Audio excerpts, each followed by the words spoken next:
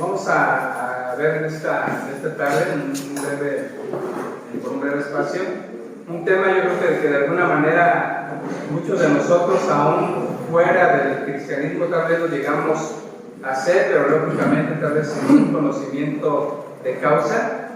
Y es tan importante en hacerlo, hermano, porque precisamente en un día como hoy o en un momento como el de ahorita es cuando solemos hacerlo cada uno de nosotros al venir a este lugar.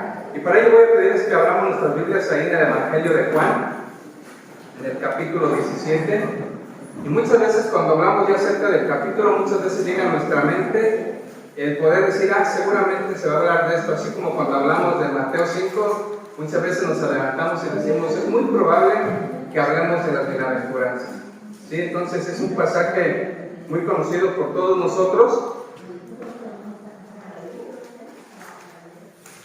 Evangelio de Juan, capítulo 17, vamos a leer del verso 1 al 23, y dice así la palabra de Dios. Estas cosas habló Jesús, y levantando los ojos al cielo dijo, Padre, la hora ha llegado, glorifica a tu Hijo, para que también tu Hijo te glorifique a ti. Como le has dado potestad sobre toda carne, para que dé vida a todos los que le diste. Y esta es la vida eterna, que te conozcan a ti, el único Dios verdadero, y a Jesucristo, a quien has enviado. Yo te he glorificado en la tierra, he acabado la obra que me diste que hiciese. Ahora pues, Padre, glorifícame tú al lado tuyo, con aquella gloria que tuve contigo antes que el mundo fuese. He manifestado tu nombre a los hombres que del mundo me diste. Tuyos eran y me los diste, y ya han guardado tu palabra. Ahora han conocido que todas las cosas que me has dado proceden de ti. Porque las palabras que me diste les he dado, y ellos las recibieron, y han conocido verdaderamente que salí de ti, y han creído que tú me enviaste. Yo ruego por ellos, no ruego por el mundo, sino por los que me diste, porque tuyos son. Y todo lo mío es tuyo, y lo tuyo mío, y he sido glorificado en ellos. Y ya no estoy en el mundo, mas estos están en el mundo, y yo voy a ti. Padre Santo, a los que me has dado, guárdalos en tu nombre, para que sean uno, así como nosotros. Cuando estaba con ellos en el mundo, yo los guardaba en tu nombre. A los que me diste, yo los guardé, y ninguno de ellos se perdió, sino el hijo de perdición, para que la Escritura se cumpliese. Pero ahora voy a ti, y hablo esto en el mundo para que tengan mi gozo cumplido en sí mismos. Yo les he dado tu palabra, y el mundo los aborreció, porque no son del mundo, como tampoco yo soy del mundo. No ruego que los quites del mundo, sino que los guardes del mal. No son del mundo, como tampoco yo soy del mundo. Santifícalos en tu verdad, tu palabra es verdad. Como tú me enviaste al mundo, así yo los he enviado al mundo. Y por ello yo me santifico a mí mismo, para que también ellos sean santificados en la verdad. Mas no ruego solamente por esto, sino también por los que han de creer en mí, por la palabra de ellos, para que todos sean uno, como tú, oh Padre, en mí y yo en ti, que también ellos sean uno en nosotros, para que el mundo crea que tú me enviaste. La gloria que me diste yo les he dado, para que sean uno, así como nosotros somos uno. Yo en ellos y tú en mí, para que sean perfectos en unidad, para que el mundo conozca que tú me enviaste y que los has amado a ellos como también a mí me has amado. Que el Señor bendiga su palabra. Bien, como podemos ver, es un pasaje que de todos es muy conocido. Cuando hablamos de este pasaje, normalmente decimos en pocas palabras, es donde Dios pidió por mí. ¿Sí? ¿Qué pasaje? Cuando en el 20, verso 20, cuando dice, no ruego también por estos, sino por aquellos que han de creer por la palabra de ellos. Y ahí entramos tú y yo, cada uno de nosotros, y aún los que vienen adelante de nosotros, todavía que faltan por creer en el Evangelio de Cristo. Y bien, vamos a ver brevemente algunos puntos aquí, 3 puntos importantes, y después pasaremos a hablar un poquito más acerca de lo que es en sí el término o la práctica de la intercesión, el término de interceder los unos por los otros. Bien, como vemos, tanto del verso 1 al verso 5, es una oración que el Señor Jesucristo hace al Padre, donde se es tomado únicamente el encuentro. Él está hablando al Padre diciendo que su obra ha terminado, ya estaba a poco tiempo de ser llevado a la cruz, de manera que él está diciendo, Padre, he terminado, como decía Pablo, he terminado la carrera. Sí, y de la misma manera se expresa el Señor Jesucristo cuando dice, Padre, la hora ha llegado, glorifica a tu Hijo para que también tu Hijo te glorifique a ti. La hora ha llegado, estamos a punto de terminar la obra para la cual fui yo enviado aquí a la tierra. ¿Sí? Entonces está hablando, haciendo una oración, hablando de él mismo, ¿sí? Donde él mismo testifica que él va a volver al Padre a tomar nuevamente la gloria que tuvo antes de que viniese aquí al mundo. ¿Sí? Recordemos, la semana pasada, si no mal recuerdo, o en una prédica anterior, nuestro hermano Luis hablaba acerca de eso, de que el Señor Jesús no dejó su divinidad, sino solamente dejó su gloria. ¿Sí? Entonces Él está diciendo, voy de nuevo a ti y de nuevo a tomar la gloria que dejé por estos 33 años.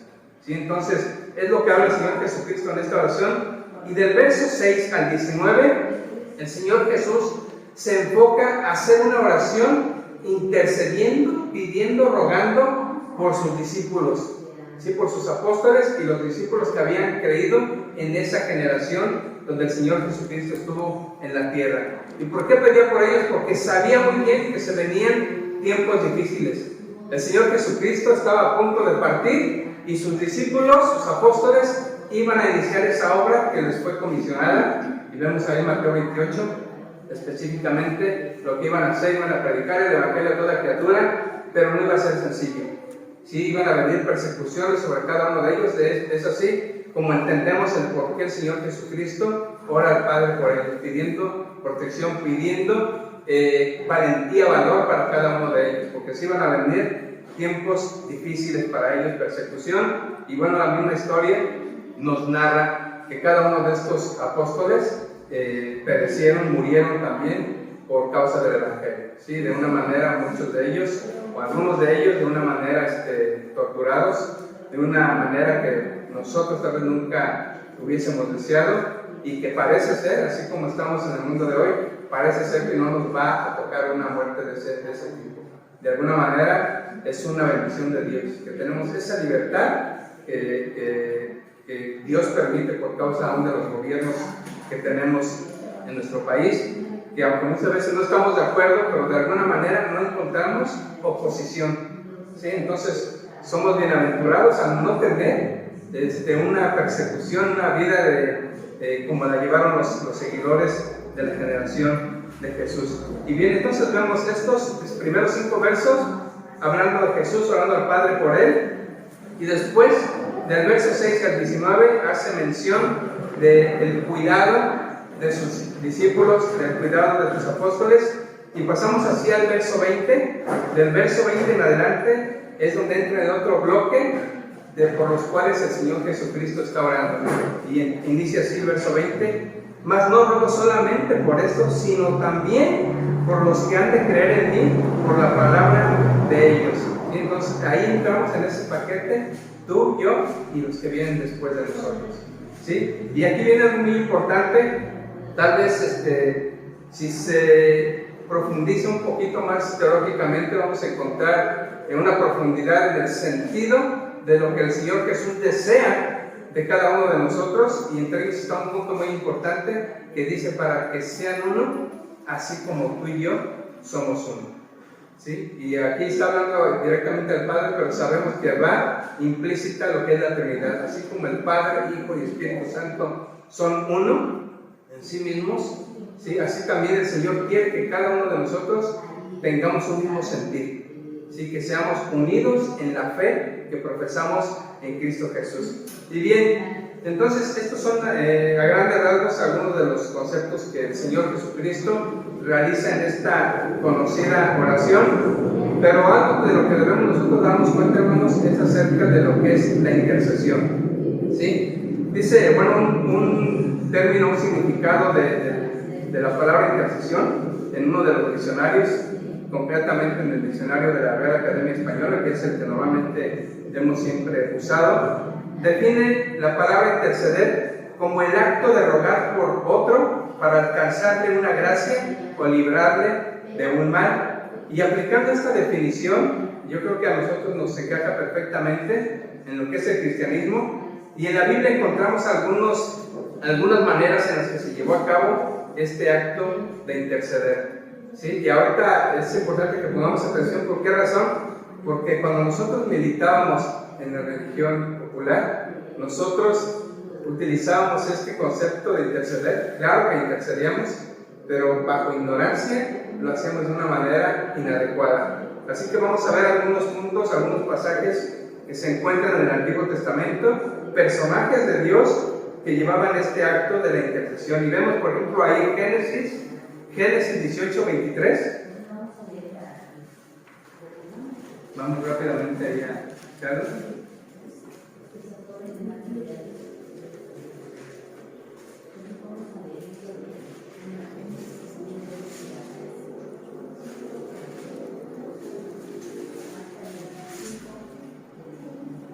Génesis 18:23 dice así: y se acercó a Abraham y dijo: ¿destruirás también al justo con el impío? Quizá haya 50 justos dentro de la ciudad. ¿Destruirás también y no perdonarás al lugar por amor a los 50 justos que están dentro de él? Recordamos todos, bueno, conocemos este pasaje. Abraham de alguna manera está intercediendo por Sodoma y Gomorra. Sí, una intercesión directa hacia el mismo Dios, diciéndole: ten misericordia de esas personas. Si hay esta cantidad de justos, tal vez te retractes de ese castigo que tienes para ellos. ¿Sí? Vemos que después viene bajando la cantidad de justos que posiblemente pudiese haber bajo la visión de Abraham, pero vemos el final de ello. Pero aquí lo importante es ver cómo Abraham intercede ante Dios por causa de las personas de Sodoma y de Gomorra. Rápidamente vamos a Éxodo 32. Éxodo 32, verso 9 al 14.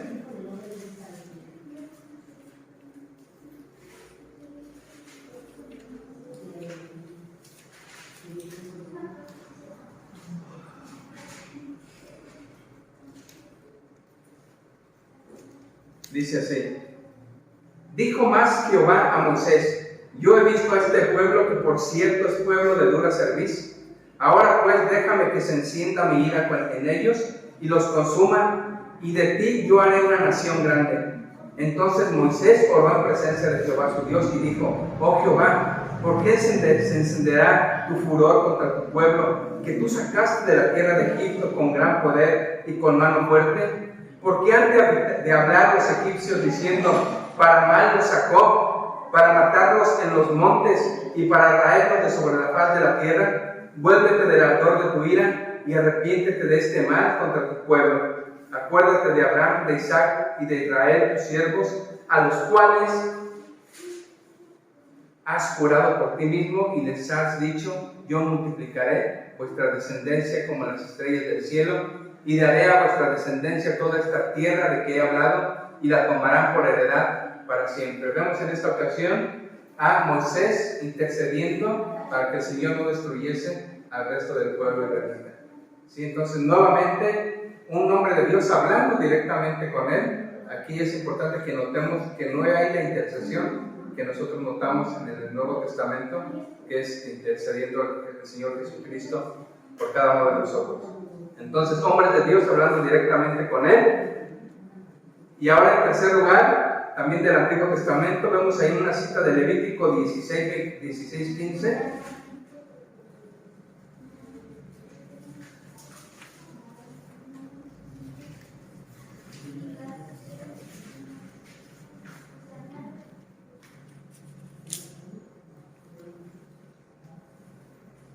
Dice así: después degollará el macho cabrío en expiación por el pecado del pueblo, y llevará la sangre detrás del velo adentro, y hará de la sangre como hizo con la sangre del becerro, y la esparcirá sobre el propiciatorio y delante del propiciatorio.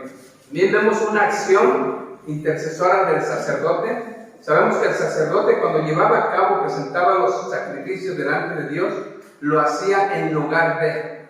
El pueblo, el hombre común y corriente, no podía presentarse directamente delante de Dios y para ello necesitaba un mediador, necesitaba un intercesor, que en este caso lo ejercía el sacerdocio, ¿sí? Tanto arónico como el levítico. ¿Sí? Entonces vemos que siempre en este sentido, en lo que concierne a la ley ceremonial, había un intercesor que era el sacerdote. ¿Sí? Entonces vemos de alguna manera la obra intercesora en el Antiguo Testamento, a grandes rasgos, pero ahora pasemos a casos en el Nuevo Testamento donde se lleva a cabo una intercesión y es la que realiza el Espíritu Santo por voluntad propia. La vemos ahí en Romanos 8:26.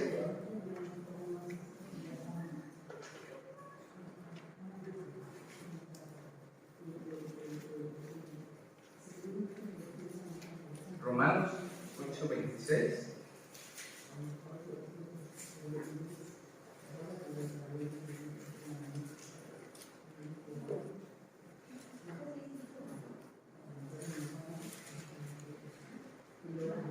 Leo así, mis hermanos.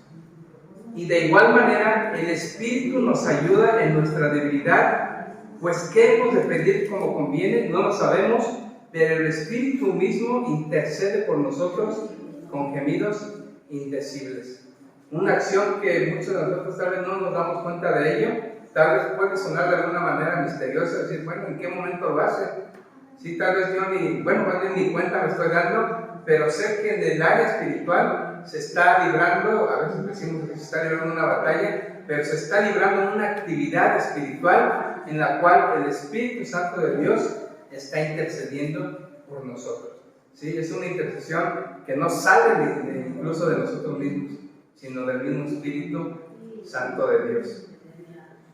Un segundo ejemplo neotestamentario es la que realiza el creyente con Jesús como mediador. Vemos ahí Juan 14:13.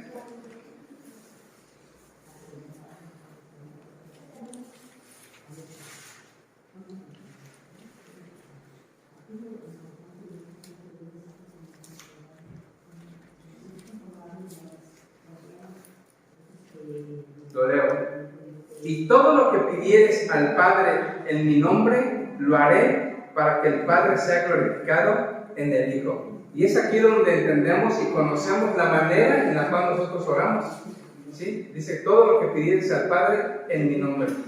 ¿Sí? Es por eso que nosotros, después de cualquier tipo de oración, sea para el alimento, sea para el dormir, sea para un propósito de sanidad hacia una persona, siempre finalmente terminamos diciendo, te lo pedimos en el nombre de Jesús, ¿sí? Usándolo como mediador. Hay otro ejemplo, vamos a pasarlo por alto, pero este tipo de intercesiones, mis hermanos, que hemos visto, y podemos llegar a la conclusión, es de que se lleva a cabo mientras las personas están vivas. Si todo tipo de intercesión es hacia alguien que está viviendo entre nosotros, aunque esté en otro lado, pero está vivo aún. ¿Sí? Hubo un personaje que quiso hacer un tipo de intercesión, pero ya en un plano, ya no de este mundo, y nos acordamos del rico y Lázaro. ¿Sí? Este rico, recordemos que pidió a Abraham, de alguna manera estaba intercediendo por sus familiares que aún estaban vivos, pero vemos que esta intercesión fue infructuosa, no se llevaba a cabo. ¿Por qué? Porque era imposible.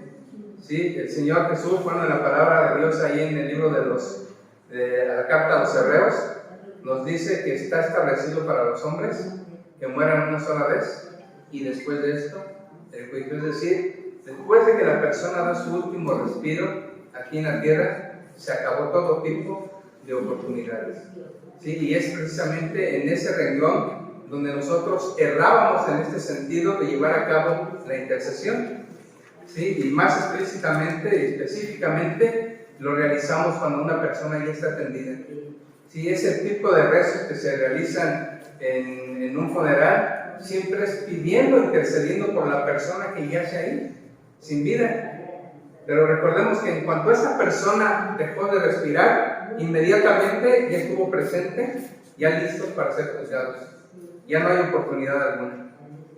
Entonces es la parte de donde el Señor de alguna manera nos dio el conocimiento para poder nosotros ya no estar ahí en ese error. Pero bien, mis hermanos, vamos a terminar con esto. Nosotros entendemos que la intercesión es una actividad que debemos de llevar nosotros día a día, momento a momento. La palabra de Dios nos dice orar sin cesar. Y no quiere decir que nosotros vamos a estar orando, caminando, no es que sin cesar no tienes que detenerte, no. Nos trata de decir que en todo tiempo, en todo momento debemos de orar a nuestro Dios y hacer uso de la intercesión y del orar por los demás. Aquí el ejemplo que nos pone el Señor es de que está orando no solamente por Él, sino por sus discípulos. Nosotros debemos orar por nuestros hermanos. Nosotros debemos orar también por el prójimo, aquellos que de alguna manera consideramos que no tienen nada que ver con nosotros, pero que el Señor nos demanda que debemos de orar por ellos. ¿Sí? Los invito a que nos pongamos de pie, mis hermanos.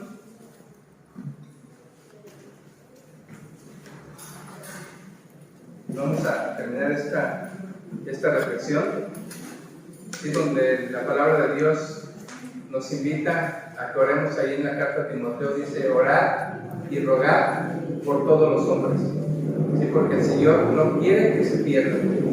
De una manera parafraseada esta carta del apóstol Pablo a Timoteo, y parece ser que muchas veces pensamos que el Señor Jesucristo en su oración de Juan 17 parece un tanto egoísta, ¿verdad? Porque dice, no ruego por los demás, ¿sí? Como que si de alguna manera pudiésemos entender que el Señor no desea que se ore por aquellos que no le siguen o no han querido en Él.